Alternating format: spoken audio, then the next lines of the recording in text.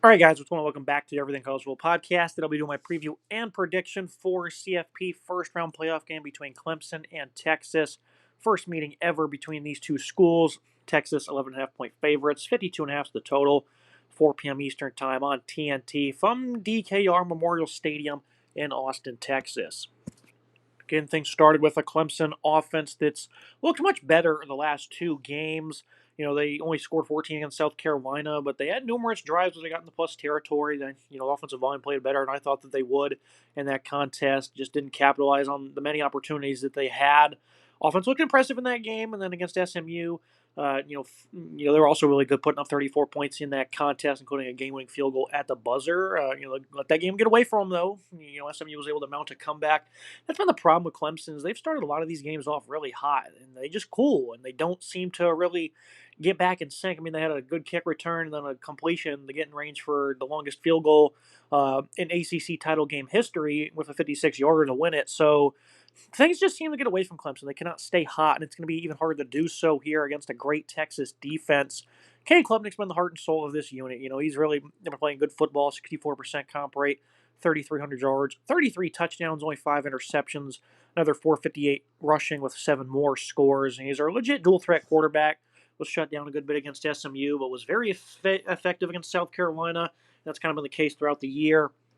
Klubnik, this is a guy that certainly has had some struggles, due to this offensive system. And again, it just kind of comes down to consistency for a full 4 quarters. I felt like going into that South Carolina game, these receivers are going to have to make big plays. There's no way around it because, they're not going to have much separation. They're going to have to make great plays. And that's exactly what they did. They did it again against SMU. Bryant Wesco and TJ Moore, the highly touted freshmen. These guys were highly ranked recruits, both top 100. They've been great over the last couple weeks. 8 grabs of 143 and 2 scores for Wesco. He's the second leading receiver. TJ Moore right behind him. He's got 4 touchdowns and 535 receiving on the year. Was a little bit quiet against SMU, but he had a nice day against South Carolina. Been a consistent player all year. Of course, Antonio Williams took also a bit of a backseat, only 5 grabs for 50 yards. But out of the slot, he's a dynamic weapon. You see what he can do against Pitt. He had 149 yards, pair of touchdowns. He's got 10 of them on the year, 71 receptions. Nice receiving trio here. They have a great tight end, NFL potential, and Jake Bringstool, 45 reps for 461 and another 7 touchdowns. This is a great 4-man group at pass catcher. And again, they've been making great plays. Williams, talented player, and then you have the 2 5-star freshmen that have been really stepping up as of late, finally getting into the thick of things of this offense. And the chemistry in the passing attack has really skyrocketed, down the stretch over the last month, really. 3 of the last 4 games, 260 plus yards, and they probably could have had more of that against the Citadel. They only threw it 16 times, so they've really starting to found their stride, especially against some really good defenses here. Texas, so they've not really been caught off guard at all this season. It's going to be hard to create much. But Clemson, I think they certainly have the tools to establish that, especially with Klubnik and his dual threat ability.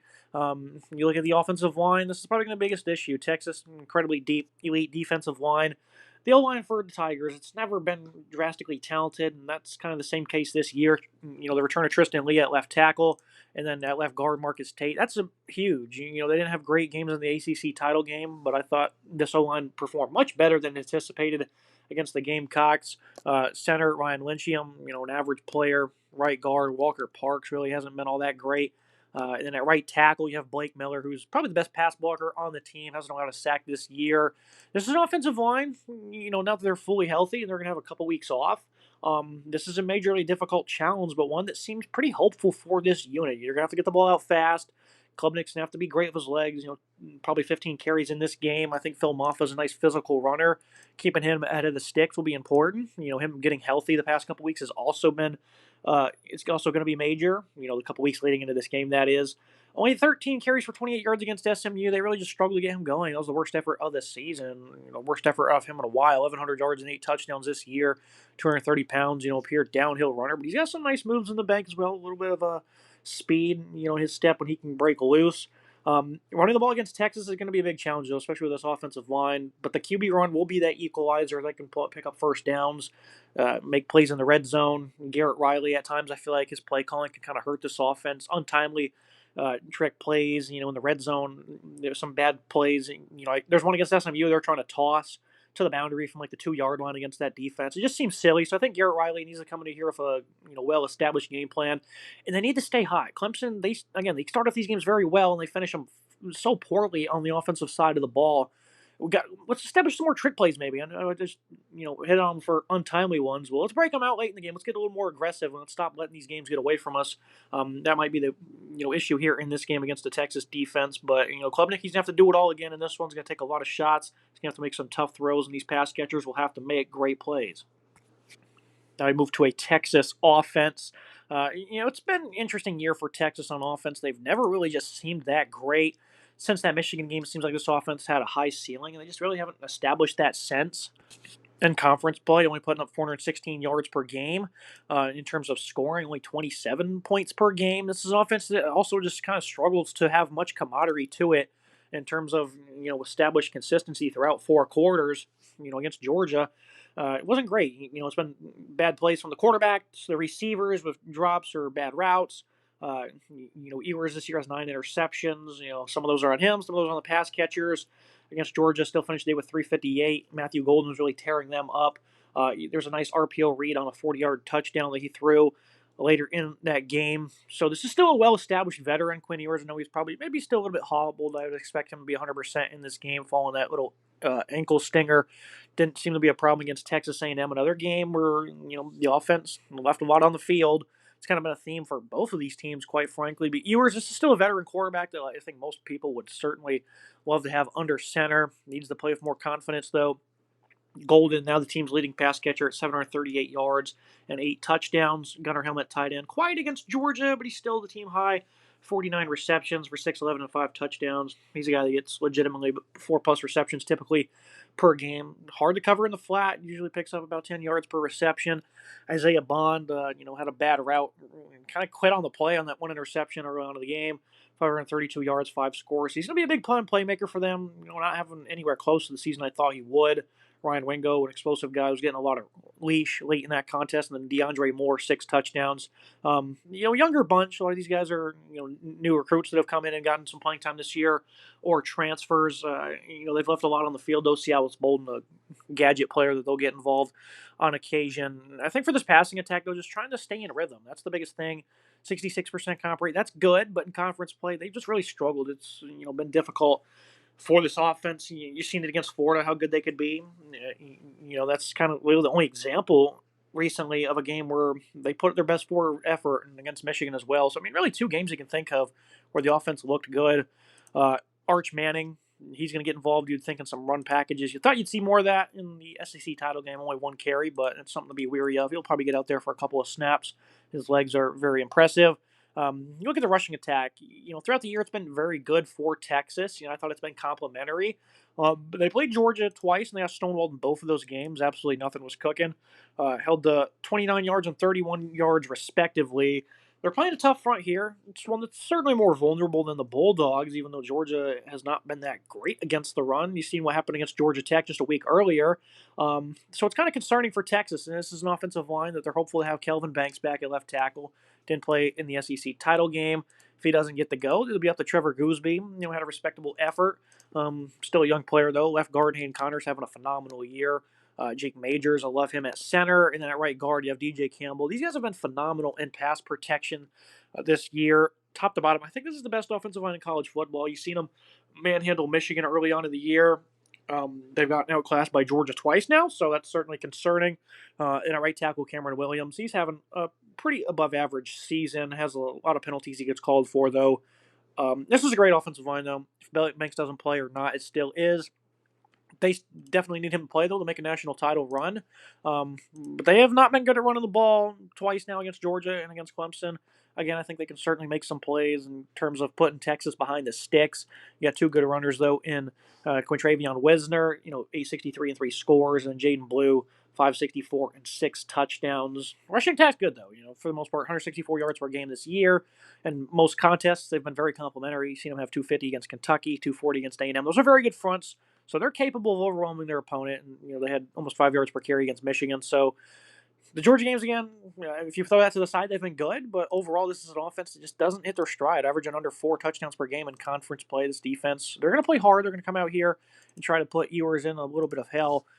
because his inconsistency and his confidence just does not seem to be on track for really the most part of this season. You look at a Tech or Clemson defense that they're going to be matching up against, giving up 22 points per game this year. And this is also another unit that typically has been playing pretty well, like their offense early in games. And then as the game goes on, they start to let it get away from them. You've seen them against Pittsburgh; they're getting diced up. The running back. Receiving game, I figured that'd be something that they attacked with Brashard Smith and SMU. That's what they were able to do. They were mounting a comeback there. They were able to tie the game late, lost it on that field goal at the buzzer. But this is something they were vulnerable against, not just checkdowns, but routes downfield as well. 6 grabs for 34 yards. I mean, they were just getting free first downs. That's what Brashard Smith had in that game against Clemson. This is a defense that has been a little iffy against the run. 267 against South Carolina because they couldn't tackle Lenora Sellers. Much tackler getting the quarterback to the ground against SMU. That was a big issue for them. They had like 24 missed tackles against South Carolina. It was a game they should have won. The defense just not play its best effort because they were getting to the backfield on every single drop back opportunity for South Carolina. They just could not make the tackles in the backfield and come down with sacks. I mean, this is a great D-line, though. TJ Parker leading the way. Him and Peter Woods are a phenomenal edge rushing duo. Very good against the run as well. Peyton Page will get on the field. Jaheim Lawson, Cade Denhoff. Some of the, guys who are just really in the rotation. Page is the best of those three. Stephon Green on the interior. They're happy to have him back. He's a good run stopper, as is Trey Williams. And then DeMonte Capar, he's also battled some injuries. That's the guy they're happy to have back. Green really wasn't that injured, but Capar's been beat up. He's a great defender, good tackler in the hole. This is a D-line that can really take over games, but even though they really haven't, I thought against SC they did, but they just couldn't make the plays to showcase it. Giving up 150 yards per game on the ground, not ideal, especially in this matchup. These linebackers are going to have extra emphasis. Probably going to have to load up the box a little bit more. Texas is going to be more aggressive than you. Barrett Carter, Wade Woodhouse, two veteran linebackers who are very good.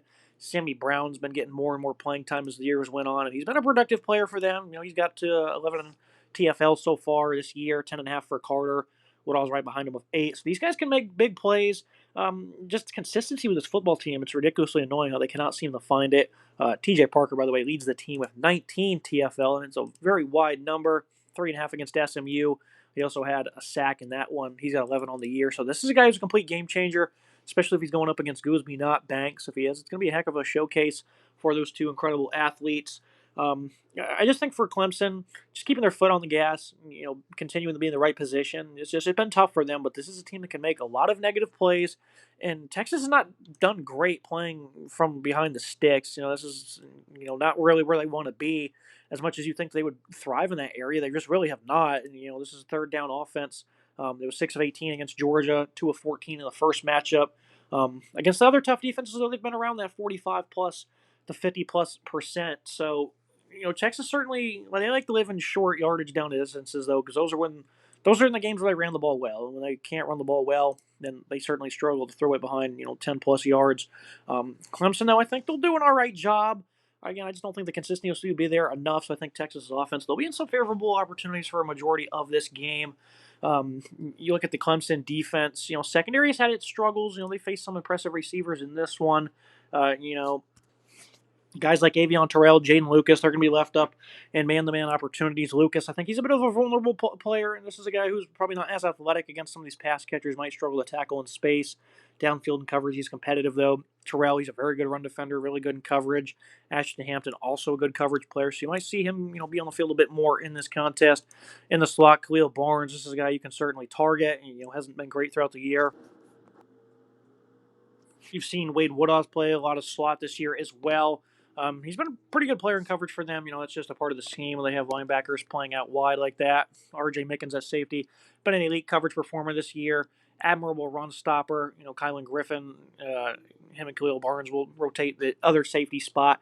Neither of them have really been standout. Still some young players there, though.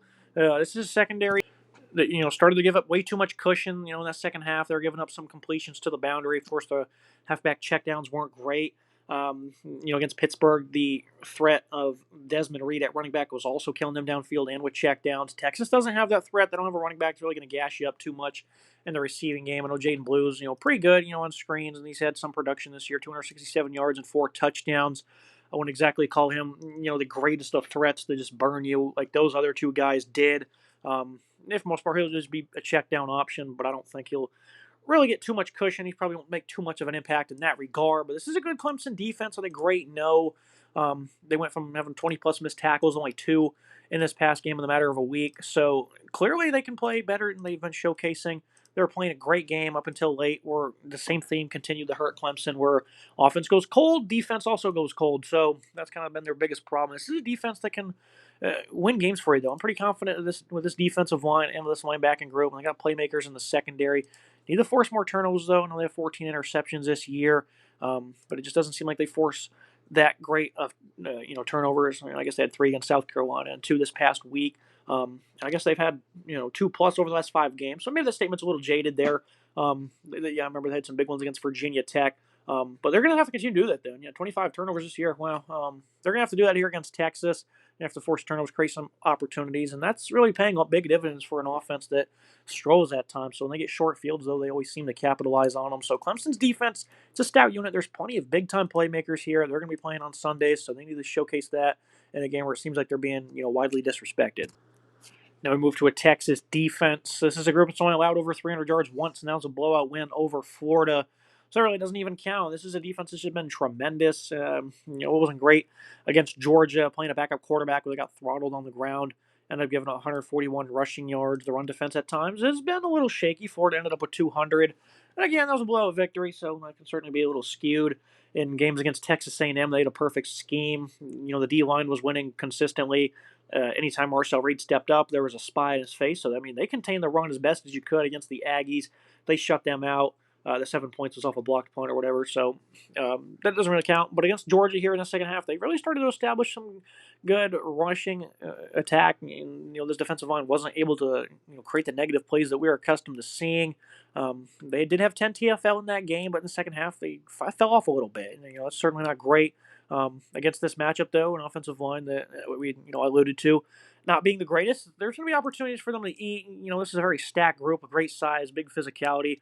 It's a big, nasty defensive line. You start with Barron Sorrell, Alfred Collins. These guys are the 2 leaders here. Collins having a great year as a run defender. Trey Moore off the edge. Having a bit of a quiet season. He's still a forceful edge rusher. Colin Simmons, the true freshman, 12.5 TFL. He's been tremendous. A great athletic guy off the edge. I mean, there's just so much heat that Texas brings to the table. Of course, Vernon Broughton on the interior. He's a complete game wrecker in his own right. Jermaine Lowell, a veteran, has been good for this defense. And Ethan Burks, not really having that good of a year. He's still a veteran presence who made some nice plays against Georgia. 10 missed tackles for him, though, this year. And then Bill Norton, he brings some size. He's a veteran coming to the table here. So, I mean, this is an incredibly deep 8-man defensive line for Texas. That's a big reason why they've been so dominant against the run.